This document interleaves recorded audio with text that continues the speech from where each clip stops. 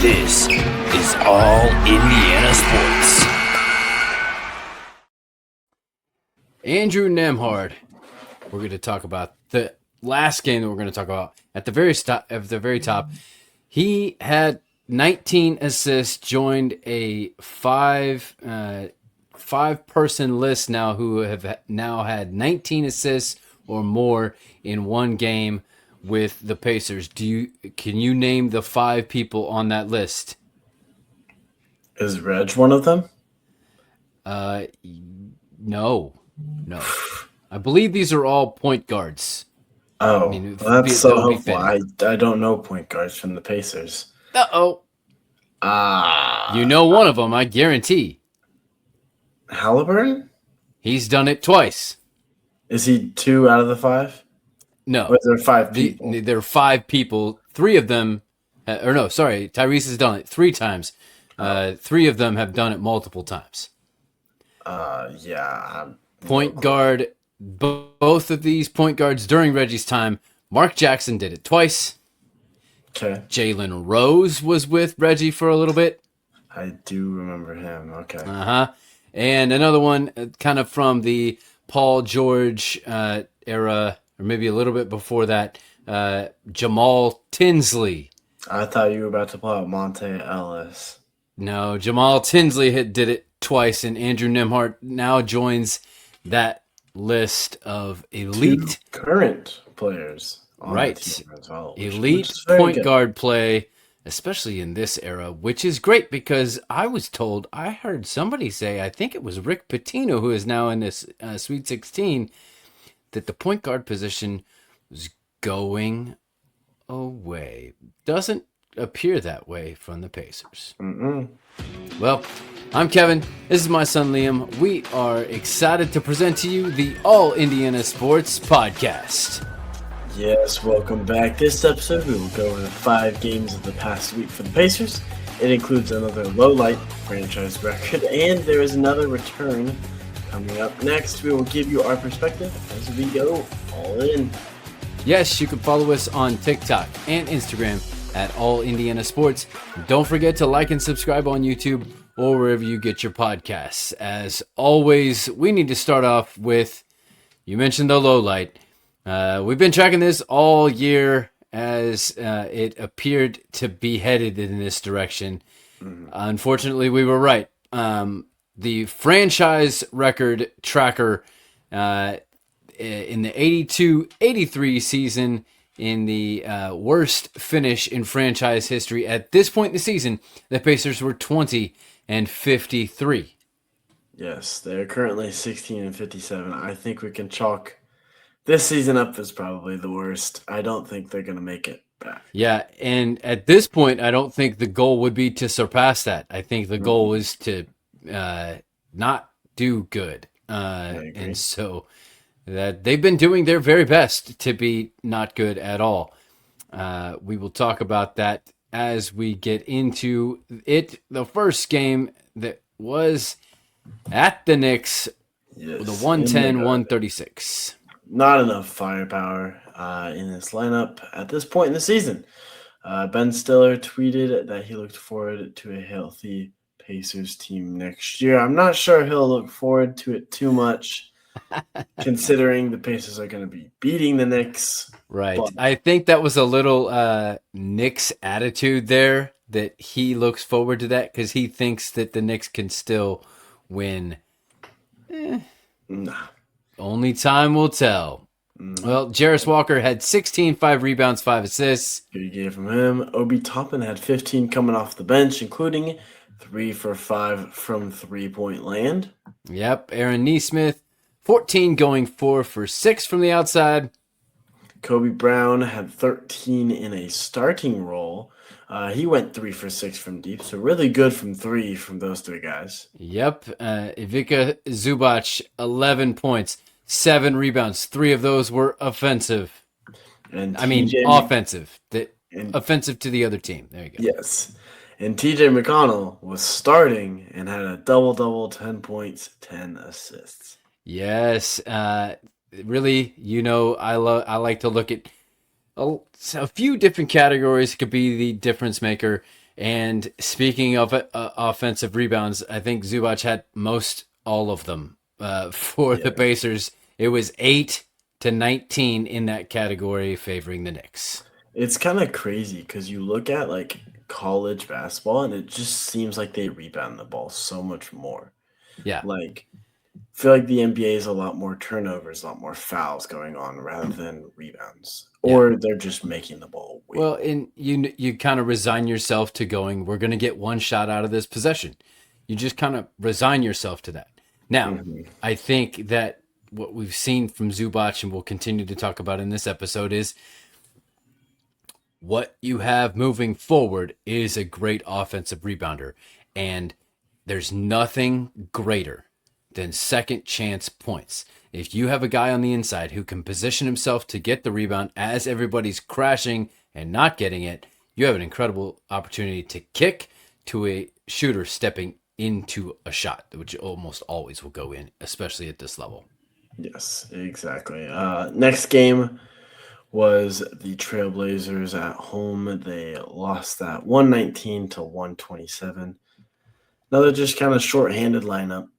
Right. Zubac, speaking of him, went 18, 8 rebounds, and guess what? 6 of those were on the offensive end.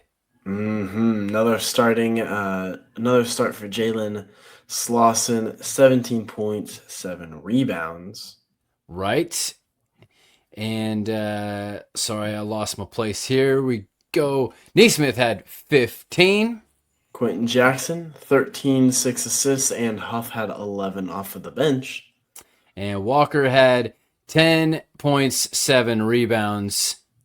Ben Shepherd, 10, including 2 for 3 from downtown. TJ McConnell, as always, 7 points, 10 assists for him. Right. And then offensive rebounds again were a deciding factor. Only 10. So that means what? Yeah, Zubac had over half of them by himself. And then 22 for the Trailblazers. Yeah. Next game, Spurs, 119-134. Two teams going in completely different directions. One looking for the number 1 pick in the draft. One looking to maybe go and chase a title. Right. Watch was also announced as out for the rest of the season. So yep, that's broken ribs, I believe, is what it was. Which is very tough, but I'm sure he'll make a good recovery and be back for next season. Yes, and you saw what you needed to go, okay, yeah, we did the right thing at the trade deadline. 100%. And so I'll bring this up now. Okay. Do you think that this move, these two moves with not choosing to let Miles go and to pick up Zubac is the best move duo, I guess, because they work in tandem, same position. Do you think that is the best move for the foreseeable future? The best move was to get rid of Miles Turner, 100%. That move was the correct move any way you throw it afterwards. Benedict Mathurin was, as we kind of put, we don't like to label people as this, but kind of like a trade token. Yeah. Okay, what can we get? I think if you would have done it in the offseason before this previous season, knowing Haliburton was going to be out, I think if you did it then, you would have gotten more value. Maybe you could have gotten Zubac plus a trade, plus a draft pick, something like that. Especially considering that the Clippers, how they're looking now, if they had Mathurin towards the beginning of the season, maybe they would be looking even better. So it's a lot of up in the air. I think they could have done it early, but all things considered, I think it was a really good move for both sides, both Clippers and Pacers, especially with Pacers maybe getting the Bonsa, Boozer, whoever you throw in that hat. Yeah. But I think altogether it was a really good move. Yeah. All right. Back to the Spurs game. Andrew Nembhard had 25 and 7 assists in his return. Jarris Walker had 21, going 5 for 7 from down deep. Yep, and Siakam had 14 in his comeback. Obi Toppin, 11, and McConnell, once again, 4 points, but 8 assists. I will reference the assists here. I know what's coming with some of these other games. Offensive rebounds, again, only 4 for the Pacers, 13 for the Spurs. The total rebounds, 26-49, favoring the Spurs. But that's what happens when you have a guy who doesn't even need to jump to touch the rim with the Spurs on the other side. True. Next game was in Orlando playing the Magic. The only win this week. They broke the longest losing streak in franchise history. Right. At 16 games, they had not won a game since before the All-Star break. They have a losing streak longer than their equaled amount of total wins this season. Yeah. Gotta let that one sit in, and it's just, I mean, it's not good. It's not good. Obviously, at this point in the season, you know it's over, and so you're kind of okay with the losses. But occasionally, a good, pick me up is good. Siakam had 37 and 6 rebounds. Yes, Walker had 20 points, 5 rebounds. Neesmith with 19, including 5 for 8 from outside. Nembhard had 13 points with more assists, with 14 assists and 7 rebounds. Right. So he was 3 rebounds away from a triple-double there. McConnell had 13 and 6 assists. All those assists that I mentioned now put him further ahead of his current teammate, Tyrese Haliburton, on the all-time assists leaderboard for the franchise in the Pacers. He's not going to surpass anyone else, I don't think, not for the foreseeable future. But he is now almost 100 up on Tyrese during this time off that Tyrese has had. Yeah. So how long do you think it will take for Haliburton to come back if McConnell then stays healthy? You think it'll actually happen next season? I think it'll happen next season. I think it'll be towards the later half because there's still some season left this season. Haliburton's obviously going to start first game next season. No doubt about it. Right. He's not going to play this season. No point in putting him in at this season. I don't think Carlisle is stupid like Chris Ballard may be. But I think it'll happen next season, but later in the season, maybe in the playoffs next season. Yes, I'm saying the Pacers are making the playoffs next season. All right. Already called it. Remember, you heard it here first. Yes. With the Magic, this Magic game, right. They were 46% from 3-point, 16 for 35. That's very, very good shooting from the 3-point line. Yep. And they were 92%, 22 of 24 from the free throw line. So, once One again, of your favorite stats there. I look at a few stats, and those are it, right? Yeah. 3-point percentage, free throw line percentage, offensive rebounds. That's my go-to stats when I look at difference makers in the game. Points off turnovers would be a different one. Unfortunately, they don't keep track of that in the box score. You have to go dig a little bit deeper for that one. That's interesting. The final game of the week, it was Lakers scored 130 points, but the Lakers scored 137. For 45 first quarter points, that's kind of hard to overcome, and Luka scored 43. Ever since the one, not going to say what it is, but ever since the one event in Luka's life recently, he's been on quite a tear. Yeah. Siakam had 20 and 8 rebounds. Jay Huff making a big appearance, 18.6 rebounds. McConnell had 17 points. Yep. Walker had 15, 4 for 8 from distance. Obi Toppin at 15. Nembhard 14 with 9 assists. Or 19 assists. My bad. Oh my goodness. That's the one we started off the show with. And then Neesmith had 14. Yep, Shepard had 13, including 4 for 5 from downtown. Woo, what a tear for him. The question about this game is it worse to have a losing streak longer than your number of total wins in the season, or to allow Bronny James to score 4 points? Bronny James is the son of LeBron James. That's not too sad. It's probably worse having this long of a losing streak. That is atrocious. Nothing that should ever happen, but it happened. Your mother said that it was worse to have Bronny James score that many points because the son of LeBron is not even close to the legacy of his father at all. But that leads us to our. I can find it. Maybe. There we go. Boom, baby. Play of the week. What is your play of the week? Kind of debated a couple of things here, but I settled on, this is first win in a while. I think I have to choose something from the win. Okay. And I think it's the game-sealing block by Siakam there at the end.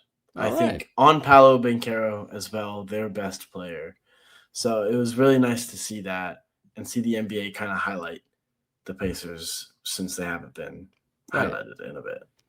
I love it. I think that's probably better than mine, but I'm going to give a little shout out here to this one from TJ McConnell, and it isn't an assist.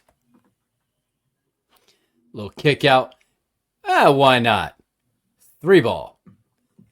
Yeah. Little shout out because he doesn't do that. No, he does not do that often, but it's very confident from him because what's it called?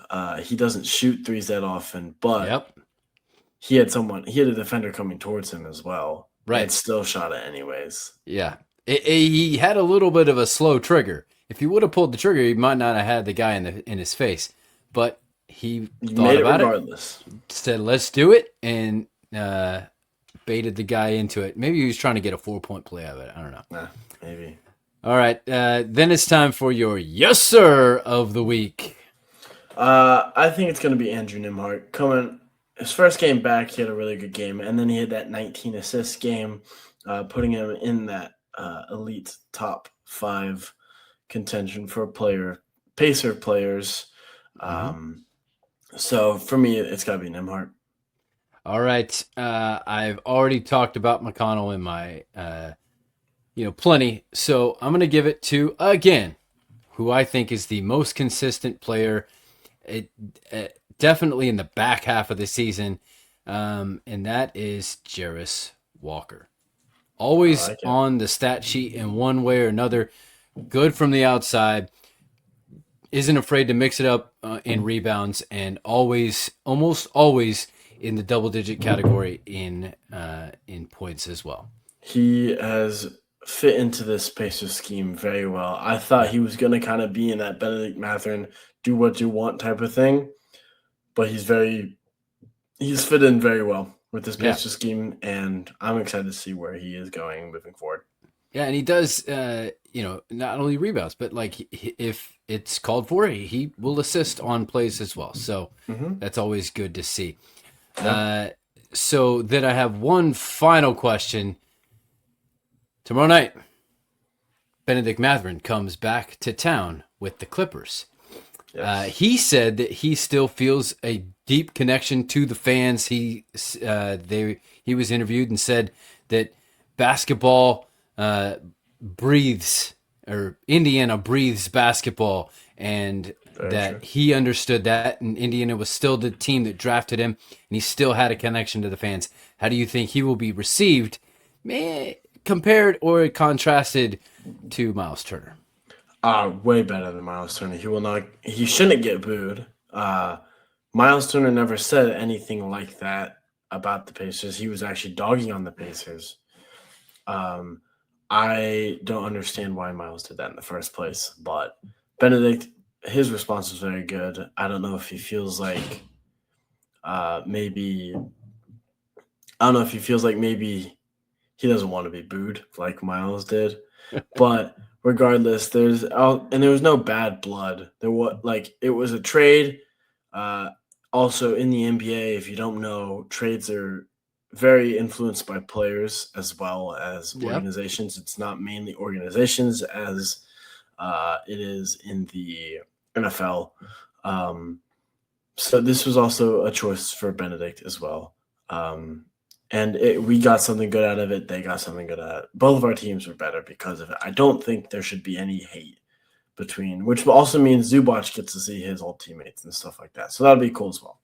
Yeah, absolutely. Well, that's all that we have for this week. We'll be back next week with another week of the Pacers Blues or Golden Glory, depending on how you look at it and whether you're rooting for wins or losses at this point in the season.